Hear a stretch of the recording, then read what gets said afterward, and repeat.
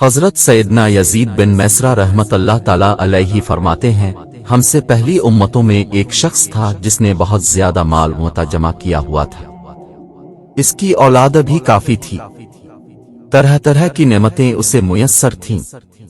کثیر مال ہونے کے باوجود وہ انتہائی کنجوس تھا، اللہ پاک کی راہ میں کچھ بھی خرچ نہ کرتا، ہر وقت اسی کوشش میں رہتا کہ کسی طرح میری دولت میں اضافہ ہو جائے۔ جب وہ بہت زیادہ مال جمع کر چکا تو اپنے اب سے کہنے لگا، اب تو میں خوب عیش و عشرت کی زندگی گزاروں گا۔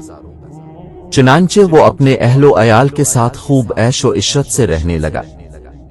بہت سے خدوم ہر وقت ہاتھ باندھے اس کے حکم کے منتظر رہتے۔ الغرض وہ ان دنیاوی آسائشوں میں ایسا مگن ہوا کہ اپنی موت کو بالکل بھول گیا۔ ایک دن ملک الموت حضرت سیدنا عزرائیل علیہ السلام ایک فقیر کی صورت میں اس کے گھر آئے اور دروازہ کھٹکھٹایا۔ غلام فوراً دروازے کی طرف دوڑے اور جیسے ہی دروازہ کھولا تو سامنے ایک فقیر کو پایا۔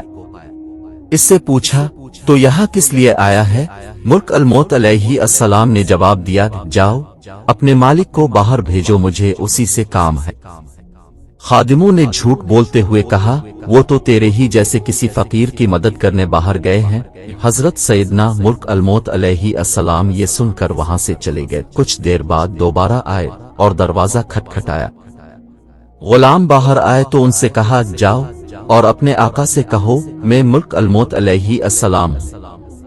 جب اس مالدار شخص نے یہ بات سنی تو بہت خوف زدہ ہوا اور اپنے غلاموں سے کہا، جاؤ اور ان سے بہت نرمی سے گفتگو کرو۔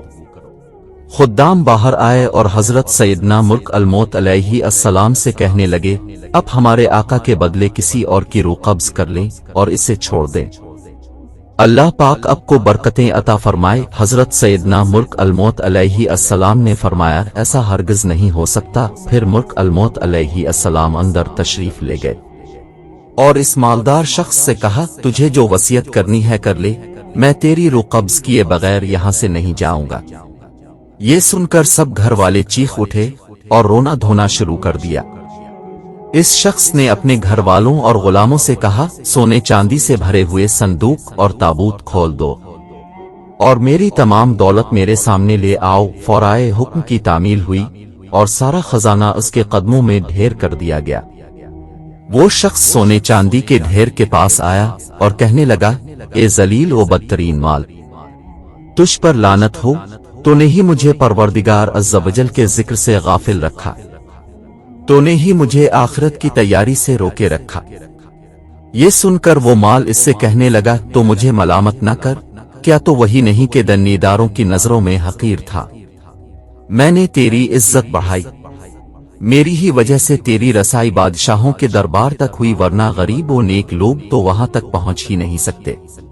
میری ہی وجہ سے تیرا نکاح شہزادیوں اور امیر زادیوں سے ہوا، ورنہ غریب لوگ ان سے کہاں شادی کر سکتے ہیں۔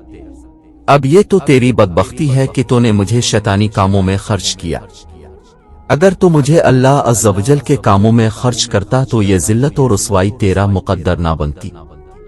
کیا میں نے تجھ سے کہا تھا کہ تو مجھے نیک کاموں میں خرچ نہ کر؟ آج کے دن میں نہیں بلکہ تو زیادہ ملامت اور لعنت کا مستحق ہے، اے ابن آدم۔